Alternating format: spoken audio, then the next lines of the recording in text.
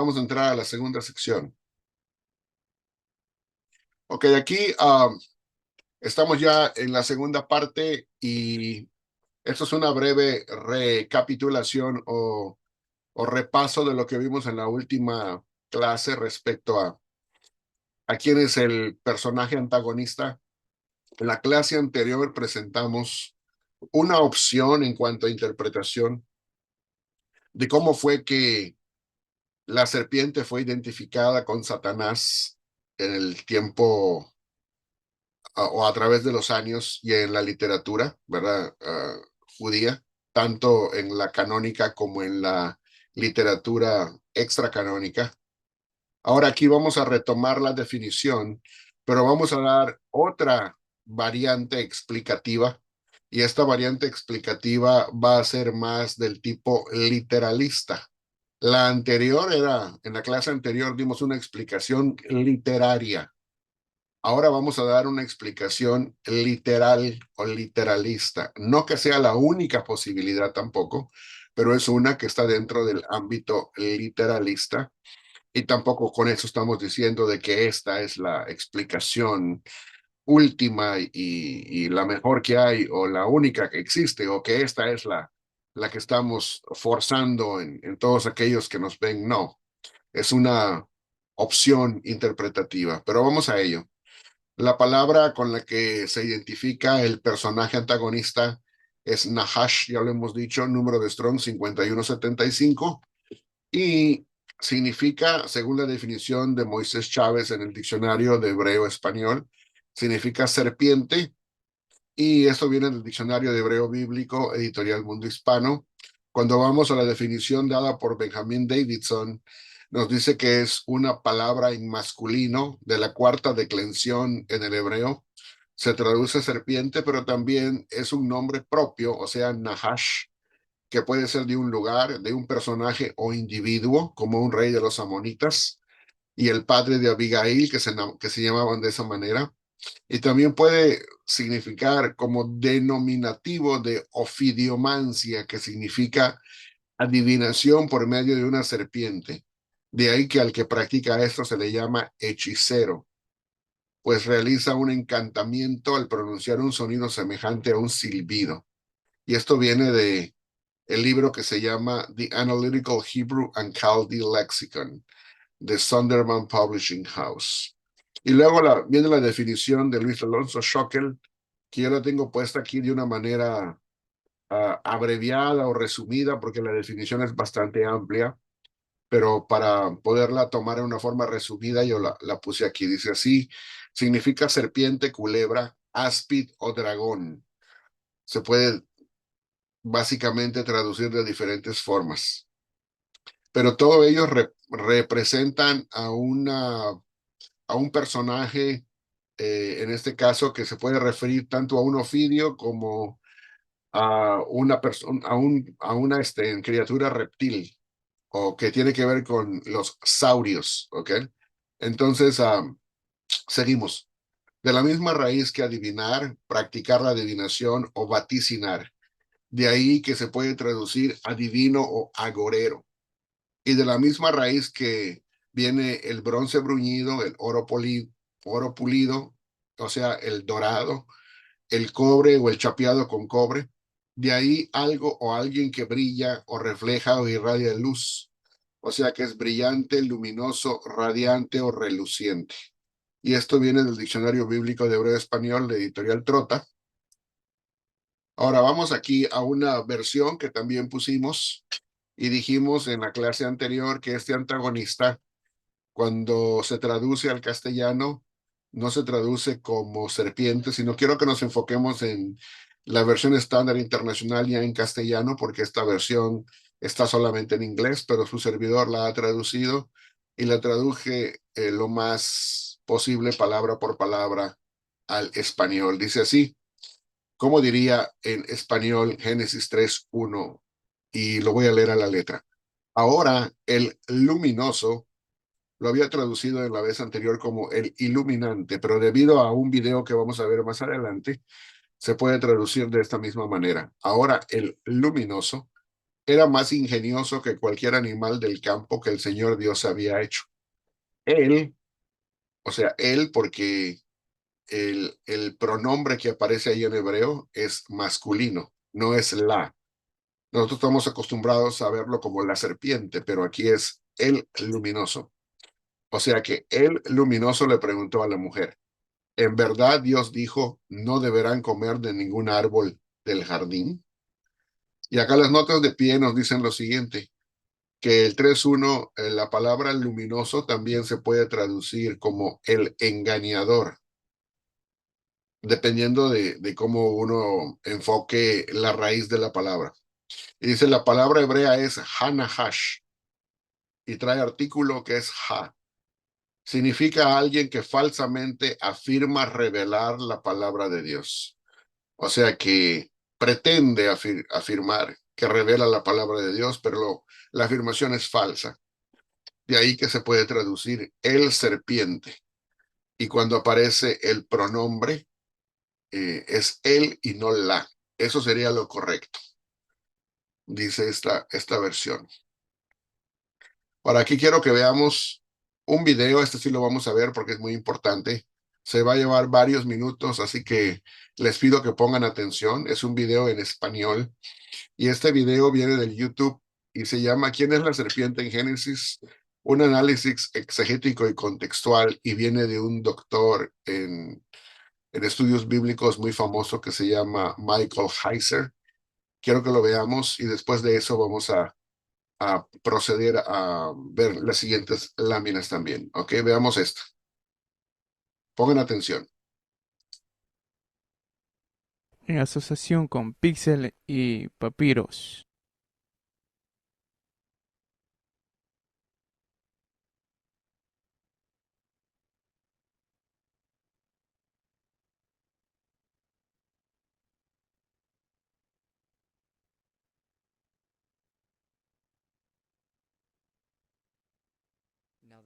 Ahora, la serpiente era más astuta que cualquier bestia del campo que el Señor había creado. En Génesis 3 comienza presentando un nuevo jugador en la escena, el Nahash, traducido al inglés como la serpiente. Para entender quién es esta criatura, se requiere un análisis profundo del hecho del hebreo. Para responder esta pregunta a menudo se plantea ¿qué enseña la Biblia? ¿Existía una serpiente que habla literalmente? La respuesta es sí y no. Génesis enseña que el Nahash es serpentino, pero también más. Génesis 3, la serpiente.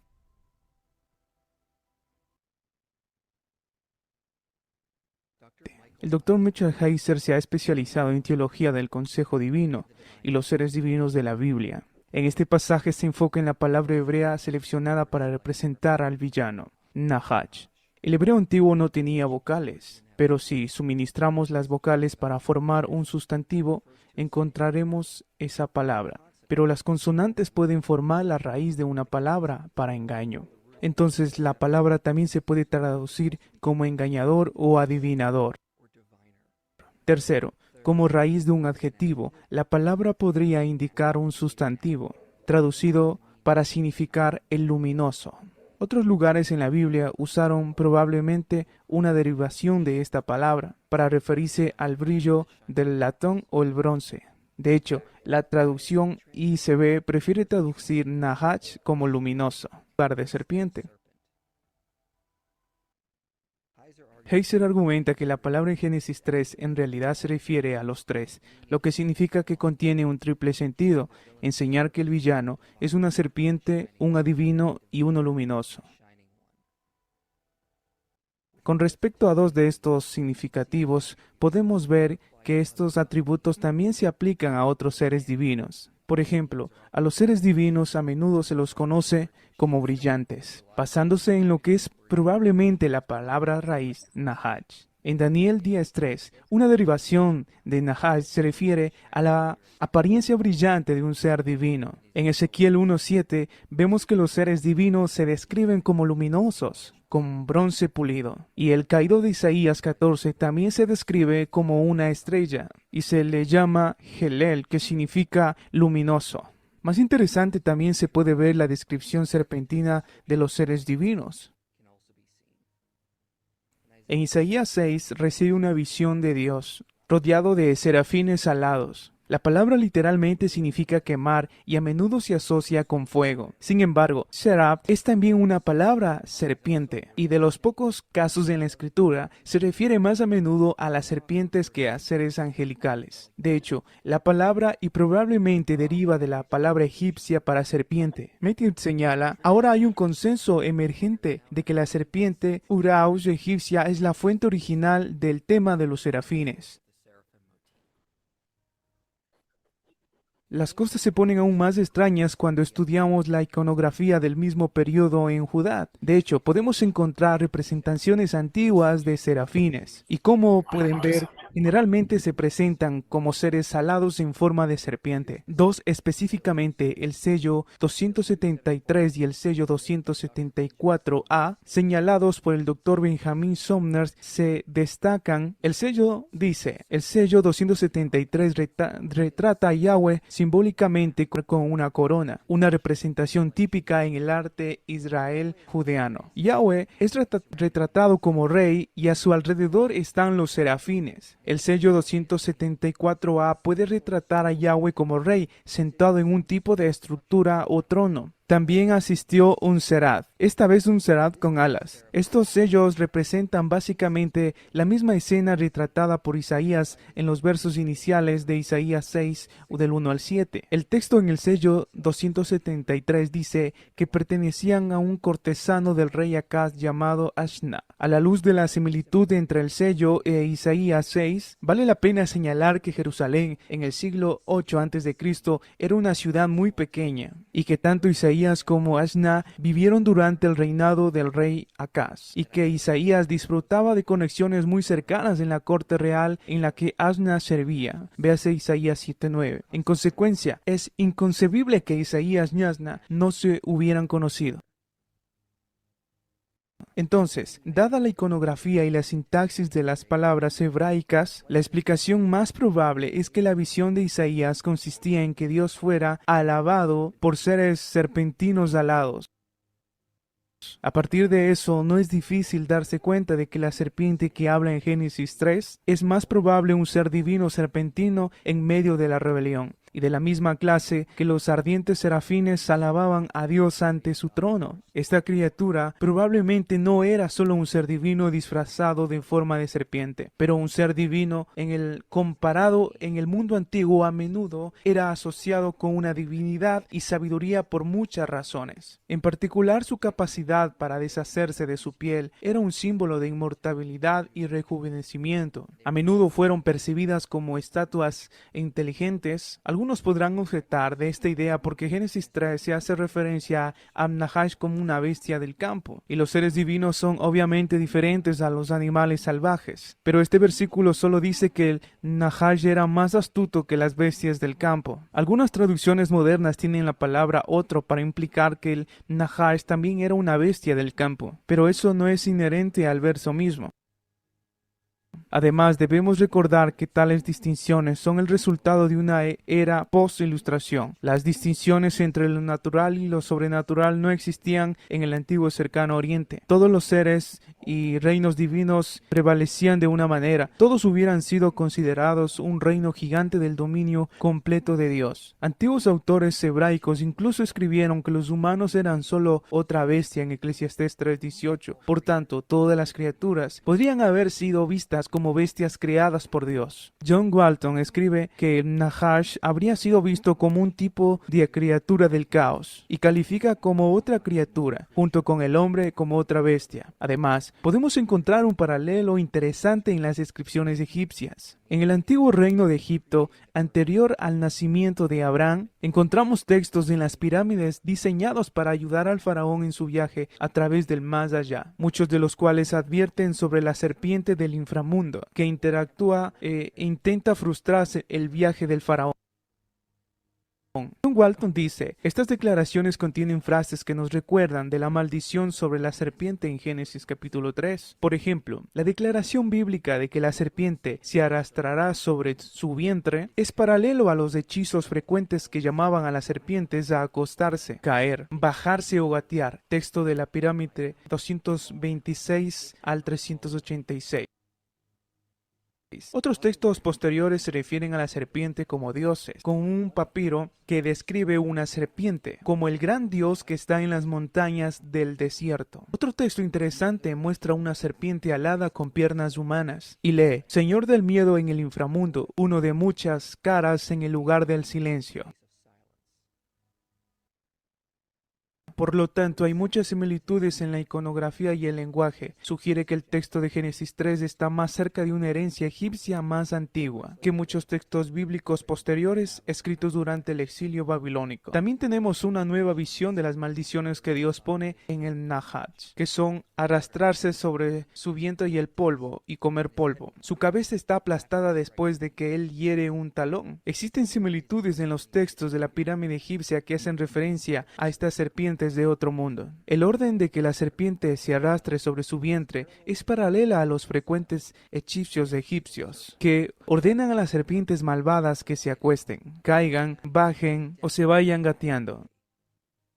Estos paralelos sugieren que cuando la serpiente se le ordenó arrastrarse sobre su vientre, hacen la correlación no se refiere a perder extremidades, en cambio se refieren a un ser enviado lejos a una posición dócil, en lugar de la posición vertical en una posición de ataque. En otras palabras, esto sugiere que cuando Génesis 3 la serpiente se arrastra sobre su vientre, se refiere a una idea de ser arrojado en una posición humilde ante Dios. Luego, que le digan que coma polvo no se refiere a la dieta de comer, sugiere al mismo tema de ser arrojado. Es similar a nuestra expresión de cuando podríamos decir que alguien mordió el polvo. El modismo se refiere a alguien que muere, no literalmente que come polvo. Del mismo modo, los textos de pirámides se refieren a órdenes de desterrar serpientes al polvo. Similarmente, en la epopeya de Gilgamesh, el inframundo se conoce como la casa del polvo. En Job 17:16 también se refiere al Sheol como un lugar del polvo. En Isaías 26:19 también se dice que aquellos en el Sheol son moradores del polvo. Por tanto, el serafín rebelde será expulsado del concilio divino de Dios y enviado a las partes más bajas y humildes del cosmos.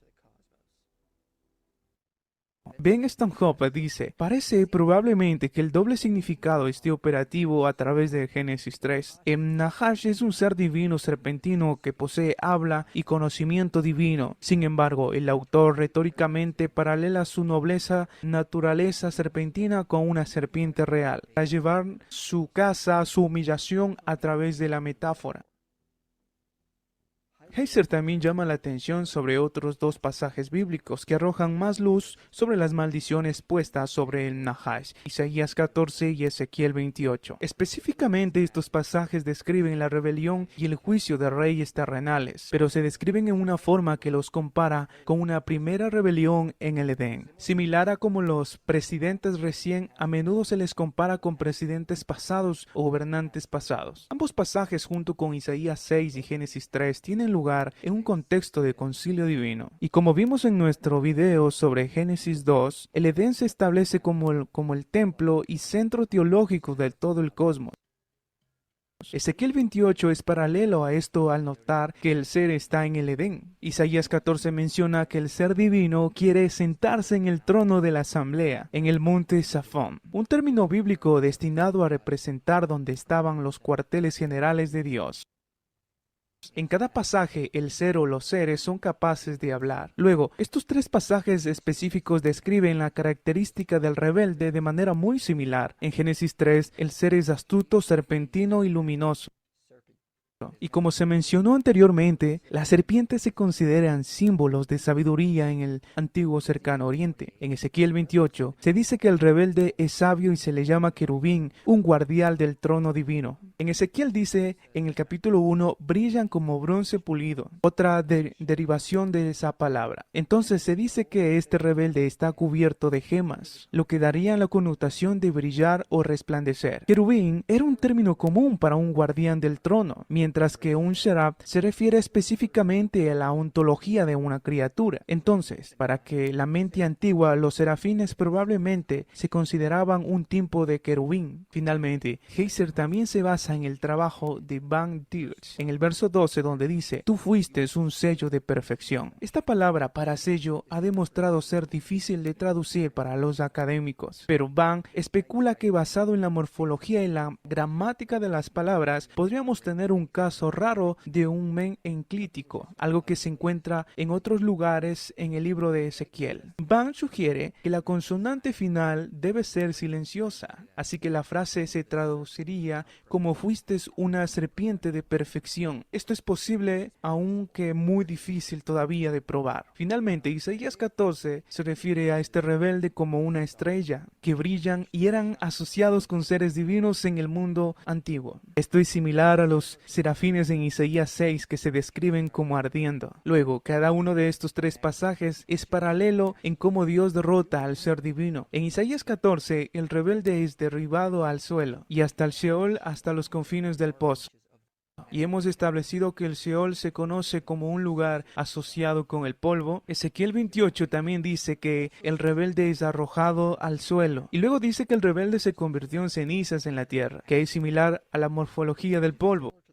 Ambos pasajes también se refieren a un rebelde siendo humillado, que es similar a cómo la serpiente en Génesis 3 es arrojada sobre su vientre. Entonces Heiser argumenta que en base a toda esta evidencia hay suficientes pistas para conectar los tres pasajes juntos, como hablando de lo que sucedió en el Edén. Lucifer fue originalmente un miembro del Consejo Divino. En otros pasajes, estos seres divinos en forma de serpentinos. Esto explica por qué Eva establece perfectamente bien una conversación casualmente con él. Ella habría sido consciente de estos seres divinos delante de la presencia del Señor, similar a lo que Isaías presenció en su visión. Sin embargo, Eva no habría tenido conocimiento de ninguna intención maliciosa hasta que fuera demasiado tarde. Así, la caída de Lucifer y la humanidad resultó al mismo tiempo. Todavía puede morder, pero su destino estaba ya sellado. Un día, un hijo de Eva le aplastaría el cráneo y sellará la victoria sobre la serpiente.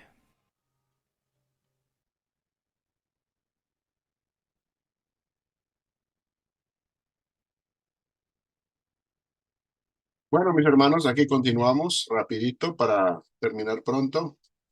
Y la pregunta es, en base a la postura que acabamos de ver, como digo, estamos elaborando la postura literalista o literal, no como la anterior de la clase que tuvimos hace un tiempo, que era la postura neoevangélica literaria. Esta es una postura literalista y dice así: si el relato es historiográfico o si lo entendemos a la letra, ¿existió en el jardín del Edén una serpiente, un animal real e histórico que literalmente hablaba? Y la respuesta es la siguiente. Desde el punto de vista literalista se puede afirmar la realidad de un serpiente que literalmente hablaba, pues la narrativa sí dice a la letra que el serpiente hablaba con los seres humanos. No es meramente un giro literario, sino que en verdad hablaba, pero no era un animal, pues el texto nunca dice que era un animal, y esto lo vimos defendido en el video. Lo que sí podemos afirmar que existió real e históricamente fue un ser o un ente caído del cielo de naturaleza angelical, falsamente luminoso, brillante o resplandeciente, que se encontraba en el jardín y que era de naturaleza serpentina, es decir, como los serafines alados del cielo, el cual tenía la capacidad de hablar audiblemente con la primera pareja. Además, hay libros canónicos que confirman la naturaleza serafínica del ser caído del jardín, como Isaías 6, 1 al 7, 14, 12 al 20 y también Ezequiel 28, 12 al 19, como lo vimos también en el video. En palabras claras, no existía una serpiente como animal físico literal, sino que el ente o ser que sí existía históricamente en el jardín tenía la capacidad de hablar como hablaba un ser humano. ya que era un ser angelical serafínico, como dijimos, serpentino y con alas. Sin embargo, debido a que era un ser angelical caído de falsa luminosidad, utilizó su astucia para encantar, seducir, atraer, embaucar, cautivar y finalmente engañar a la primera mujer humana. Fue a este ser angelical caído al que se le identificó desde antaño como la serpiente antigua. Esa sería la postura literalista en base a la explicación que vimos. No es la única versión literalista de cómo poder explicar este asunto de la serpiente, pero esta es una de las posibles explicaciones. Tampoco estoy diciendo con eso que esta es la explicación correcta o la única que se debe aceptar. Es solamente estamos analizando las posturas. Esta sería una imagen bastante creativa de lo que representa ese ser, ¿verdad? No estamos hablando de un ser que el día de hoy le hayan tomado una foto, es una creación en computadora, pero es nada más para tratar de darle una imagen a nuestra imaginación. Y luego viene la pregunta. ¿Alguna pregunta sobre el punto de vista literalista del primer relato del Génesis 2:4 al 3:24 sobre la serpiente o sobre el antagonista? Y antes de que vayamos ahí, nada más quiero que veamos la bibliografía rapidito. El mundo perdido de Adán y Eva por John Walton, que dijimos hace un rato en la primera parte. Esta sí es de la postura neoevangélica. Una vez más, el comentario del contexto cultural de la Biblia, el Antiguo Testamento, por John Walton y Victor Matthews y Mark Chavalas, editorial Mundo Hispano 2004. También el Diccionario del Antiguo Testamento, el Pentateuco por Desmond Alexander y David Baker, de editorial CLIE. Como dice aquí, es Compendio de las Ciencias Bíblicas Contemporáneas, un libro buenísimo, así como todos los otros que hemos visto. También tenemos este buenísimo diccionario, gran diccionario enciclopédico de imágenes y símbolos de la Biblia por Longman, Wihoit y Leland Reichen, que también hemos visto sobre él. Este es de editorial CLIE del 2015. Y por último, los libros de la Biblia, Historia del Pacto, Nueva Versión Internacional, en cuanto a la lectura misma del texto bíblico. Bueno, vamos a los comentarios y preguntas finales. Y con eso tenemos el fin de la clase. Paz y bendiciones. Shalom Ubrahot. Vamos a regresar a los comentarios y preguntas que puedan tener. Ahora sí, mis hermanos, veo que ya están listos ahí Santo Medina y también el iPhone de Donald. Así que vamos primeramente con Santo. Mi hermano Wander. ¿No está Wander por allá? Bueno, pues Donald, vamos a darle la oportunidad a Donald. Adelante. Hola a todos, bendiciones, muchas gracias. Solo quería preguntarte, Benjamín, si hay algún libro o alguna literatura en, en donde quien pueda abordar desde el punto de vista neoevangélico todas esas teorías de la formación de la raza humana y los grupos neandertales y los grupos que vienen de África y los otros grupos y todo esto que uno lee y lee, ¿verdad? Y sinceramente, pues nunca he tenido oportunidad de ver algún enfoque serio o respetable, ¿verdad? Sino muy literalista y 6 días hizo el hombre y los dinosaurios tienen 6.000 años apenas y toda esa posición que en mi caso mis hijos resisten y ha venido a ser un choque en cuanto a transmitir la fe por esas posiciones tan radicales que hemos heredado. Entonces quería saber si tienes alguna literatura que recomendar. Gracias. Bueno, gracias por la pregunta. Y Donald, lo que voy a hacer es que me has puesto un buen trabajo para esta semana, para poder investigar sobre esa literatura y traerla para la próxima semana. Sería, creo que, un fallo de mi parte. Si te digo algún libro del cual no estoy completamente seguro, si tiene una información como la que tú necesitas, pero me voy a dar la tarea. Y en la próxima clase te voy a tratar de traer una bibliografía para que pueda dártela con confianza y decir, este libro creo que sí responde a las necesidades de tu pregunta. ¿Ok? Muchas gracias. Claro que sí. ¿Quién más tenía la mano levantada? Creo que Amos Hidalgo. Sí, una pregunta, Ben. El video que acabamos de ver, al final tú lo presentas como una postura literalista. Entonces, Michael Heiser podría, la postura de él, que entiendo que el video no es de él, ¿no? Sino que mencionan a otras personas, además de Michael Heiser. Él es neoevangélico. ¿Esta postura, qué postura es? La del video. Bueno, yo tendería a decir por la forma de escribir y por la forma de ser de Michael Heiser, que recién falleció, hay que decir eso también, que él era neoevangélico. Pero hay que mencionar también que la investigación que él ha hecho en sus libros es usada por este ministerio que creó el video para tratar de dar una posición o una respuesta literalista al relato.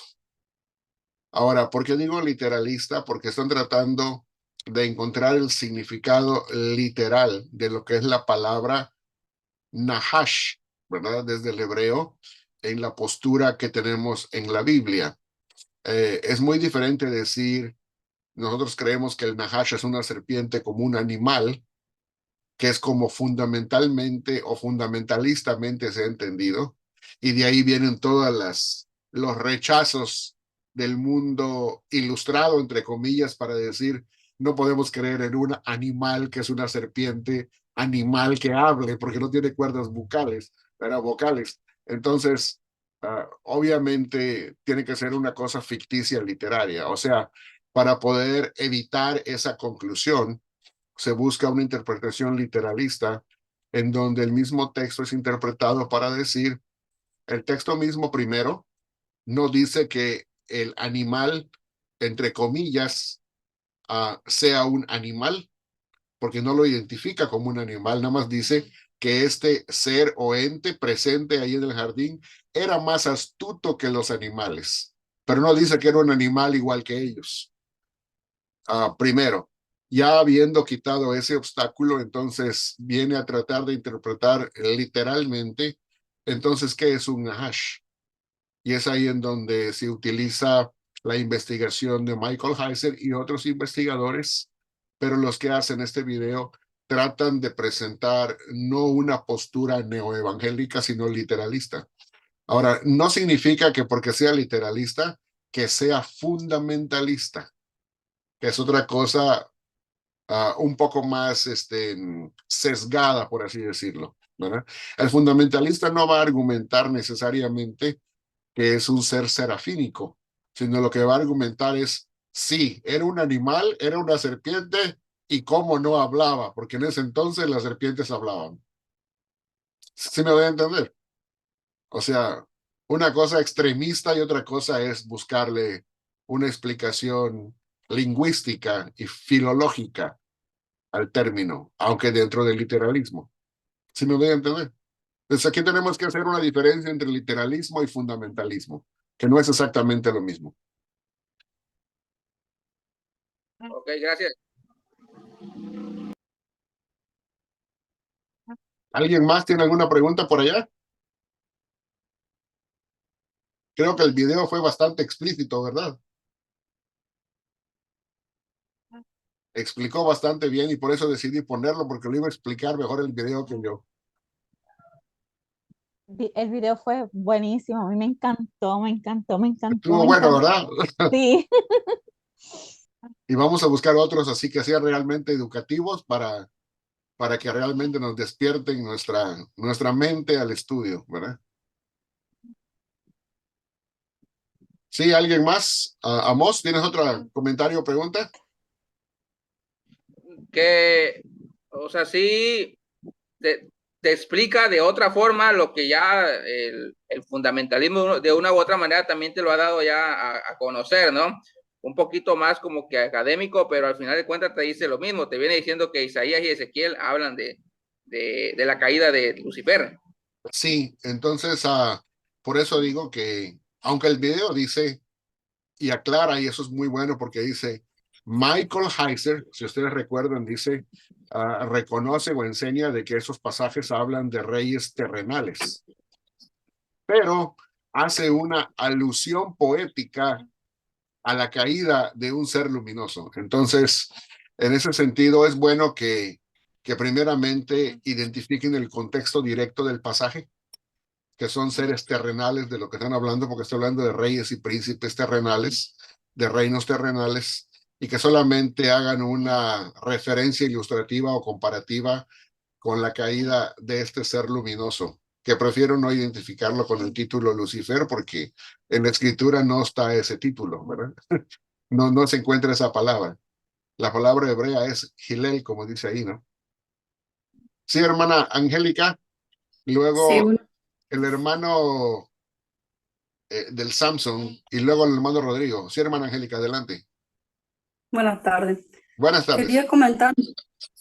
Hacer un comentario solamente referente a la primera parte que dimos eh, sobre el tema de la herencia del pecado, de la genética, esa como generalmente nos enseñan todos, no sé si yo lo entendí bien, que siempre nos enseñaron que heredábamos una naturaleza pecadora, ¿es así? Y entonces yo ya había leído esto de que no es así, sino que nosotros pecamos en el momento que esa naturaleza se incorpora en el momento que decidimos pecar, ¿sí? Sí, Entonces, me dio esto a pensar que lo vi como una respuesta eh, a una enseñanza que algunos dan, no muchos, sobre el tema de los niños, que dicen que, bueno, este es un pastor que escuché que decía que los niños ya traen una naturaleza pecadora y que por eso no entran al reino de Dios, mueran si fallecen, ¿no? O son abortados, no pueden ser salvos porque ya tienen esa naturaleza pecadora y no en el cielo ni sombra de pecado. Entonces, claro que para nosotros nos parece algo injusto. Y entonces, ¿cómo resolvemos esto de que nosotros siendo humanos vamos a ser más justos que Dios? Entonces, cuando yo escuché esto, de que en realidad no es así, no traemos una herencia, me parece que es más razonable, más lógico, para solucionar este interrogante de qué pasa con los niños cuando mueren sin haber decidido pecar, ¿no? Es ese un comentario más. sí, muy bien, gracias. Y lo interesante aquí, porque vuelvo a repetir esto, aunque nuestra genética sí está impactada por el pecado, nadie está diciendo que no, ¿verdad?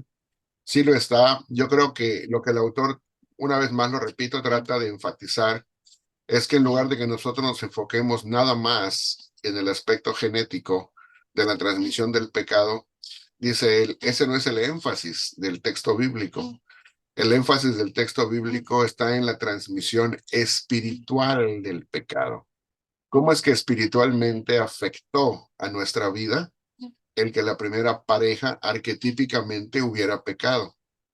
O sea que las herencias no solamente son genéticas o biológicas en el mundo conocido de nosotros, también hay herencias legales y hay herencias en cierta manera espirituales y morales también, o sea, hay de diferentes énfasis y enfoques. Es todo lo que el autor está tratando de decir. De manera que cuando él enfoca esto, él dice, bueno, más que nada, cuando Pablo utiliza a Adán y a Eva, no está hablando de cómo biológicamente nos transmitieron del pecado. Aunque eso ocurrió, ese no es el enfoque. El enfoque es cómo es que teológicamente nos afecta a nosotros. Y ahí sí es donde aparece el mensaje bíblico. Ese es el énfasis, es lo que el autor está tratando de decir. ¿Ok? Ahora vamos aquí. Gracias, hermana Angélica. Hermano del Samsung, ¿Quién fue Jorge? Parece, ¿no? Benjamín, buenas tardes. Buenas tardes. Soy Víctor. Ok. Adelante. Sí, nada más que ahora ando acá afuera y me metí con el teléfono. Bendiciones para todos. Yo nada más tengo una pregunta con respecto al primer tema que estabas tocando. Si, por ejemplo, bueno, tocaste en el punto de vista donde dice que fueron más personas creadas. Entonces, mi pregunta sería, ¿por qué estaba autorizado el matrimonio entre hermanos o entre parientes si ya había más personas que fueron creadas? Ok, dos cosas te voy a decir, y esto es no porque la Biblia lo diga, sino porque esas son respuestas teológicas que yo he escuchado a lo largo de mi estudio. Quiero ser claro contigo, ¿verdad? Vuelvo a repetir, no es porque yo lo haya leído en la Biblia, sino porque creo que son respuestas teológicas que he escuchado y que he aprendido a lo largo de mi estudio. Primero, ¿por qué estaba permitido el que se casaran entre hermanos? Primero, porque en aquel entonces no había una ley como la ley mosaica que lo prohibiera. Cuando la ley mosaica apareció, es en ese momento en que se empezó a prohibir el incesto o lo que es el sexo entre hermanos, por así decirlo. O no recuerdo la palabra técnica para eso, ¿verdad? Pero ponle tú la palabra incesto, que se aplica en diferentes relaciones entre personas muy cercanas dentro de la misma familia. Entonces, la primera cosa es, no existía la ley mosaica, que es la que establece el patrón que lo empieza a prohibir. En aquel entonces ese código de ley no existía. Y segundo, otra explicación que he escuchado es que en aquel entonces no estaba prohibido eso porque el código genético de las personas todavía no se había degradado como ocurrió después del diluvio. Entonces, antes del diluvio, la genética de las personas no tenían la degradación que tuvieron después que aconteció el diluvio, por cualquiera la razón que haya sido, pero aparentemente esa es una de las explicaciones. Pero vuelvo a repetir, ninguna de las dos está en la Biblia. Son nada más conjeturas. La primera que te mencioné tiene un poco más de apoyo desde el punto de vista que se basa en una inferencia bíblica. Porque dice, mientras no existía la ley, como dice el apóstol Pablo en Romanos 5, porque no se imputa de pecado no habiendo ley. No se puede considerar un pecado legalmente el sexo entre familiares muy cercanos, siempre y cuando no haya ley que lo prohíba. Entonces, por eso no se puede imputar desde el punto de vista bíblico. Pero eso es una inferencia aplicada lo estamos retrotrayendo el tiempo de Adán, ¿verdad? Entonces, eso es una cosa. Pudiera ser un versículo que se pudiera argumentar en base a eso. La otra es más una argumentación en base a la ciencia, no a la Biblia. ¿Sí me dio a entender, Víctor? Profesor Benjamín, Sí. me tengo que retirar. ¿Cómo no? Bendiciones, Oscar. Amén, bendiciones. Sí, muy bien, Benjamín. Claro que sí. Bendiciones para ti, Gracias. Víctor. Bendiciones. Rodrigo, ¿hay una pregunta ahí, Rodrigo? ¿O te quedaste con la mano levantada? Abre tu micrófono. La serpiente de bronce, Jebustán, ¿tiene relación con esto? Tiene relación solamente en el sentido de que la palabra tiene uno de los sentidos de los tres posibles significados que vimos en base a la explicación que nos da el video. Recuerden que el video tiene en su explicación que filológicamente, o sea, en cuanto al significado de la palabra hebrea, puede significar, primero que nada, serpiente. Ese es el significado que tiene, que tiene un cuerpo serpentino. Segundo, que tiene un aspecto que tiene que ver con la adivinación. En este caso, la serpiente de bronce, por así decirlo, no tiene un aspecto en cuanto a eso, porque no significó que para eso fue hecha o puesta. Pero sí tiene el significado tercero, que tiene que ver con que era de bronce. Y el significado es brillante porque el bronce brilla, o el cobre, o algún metal precioso de ese tipo como el oro, que es refulgente. Entonces, la serpiente de bronce brillaba. Entonces, para eso es que en ese sentido se tiene una relación. Pero no directa, yo diría yo indirecta. Ok, gracias. ¿Cómo no? Bueno, mis hermanos, hemos visto el día de hoy dos cosas. Primero que nada, la postura neoevangélica propuesta por John Walton respecto a Génesis 2 y 3. Les recomiendo que consigan su libro porque hay muchos detalles que yo no puedo explicar en un periodo de tiempo tan reducido. El libro es mucho más abundante y está muy bien hecho. Va a contestar muchísimas de sus preguntas, estoy seguro. El libro se llama El mundo perdido de Adán y Eva. Recuerden eso. Y también hemos visto una explicación literalista o a la letra de cómo poder entender la serpiente o el serpiente de Génesis capítulo 3. No necesariamente la explicación que dimos la clase anterior, sino que ahí pues, propusimos otra posible explicación. Lo estamos haciendo porque recuerden que somos un instituto bíblico, no adoctrinamos, sino que educamos en cuanto a las diferentes posturas. El trabajo nuestro es abundar más en la investigación y cada quien llegar a su propia conclusión en base a lo que está escrito. Hermano Amos, una vez más. Sí, Ben, una pregunta respecto a la postura del video. ¿No hay algún otro material que lo pueda explicar bien? Bueno, es que no es lo mismo, ¿verdad? Un video a una información escrita donde uno pueda revisarlo detalladamente. Bueno, haremos la investigación y si tú me quieres acompañar en eso, podemos irlo investigando ambos, checando materiales hasta que encontremos algo y que podamos recomendar. Ok, gracias. Lo que yo encontré es eso. Quizás pudiéramos investigar más de lleno el trabajo que hizo el doctor Heiser en algún material impreso que él tenga y tratar de hacerlo asequible para todos los demás. Porque veo que mucho del material que se presentó allá tiene que ver con la investigación de Michael Heiser.